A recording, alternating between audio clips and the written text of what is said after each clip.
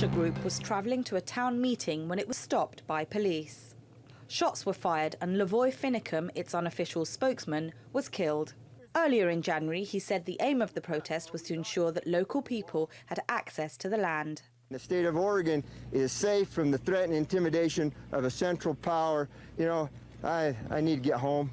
I got cows that are scattered and lost, and I'll be looking forward to that. But that is the broad plan. The protesters took over the Malheur National Wildlife Refuge in Oregon on January the 2nd, following the imprisonment of two ranchers, Dwight and Stephen Hammond, who were convicted of setting fire to federal land. It led to a wider protest about government-owned land that protesters believe should belong to locals. The militia's leader, Ammon Bundy, was arrested during Tuesday's standoff. He had accused the US government of acting illegally. We didn't come here to be activists.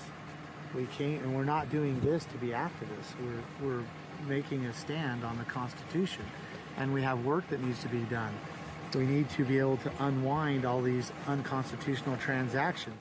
Dwayne and Stephen Hammond have distanced themselves from the movement and voluntarily began their prison sentences after the occupation began.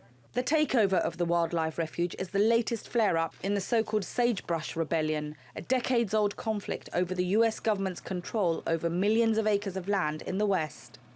Those arrested face criminal charges of conspiracy to use force, intimidation or threats to prevent police from breaking up the protest. Shamin Chowdhury, TRT World.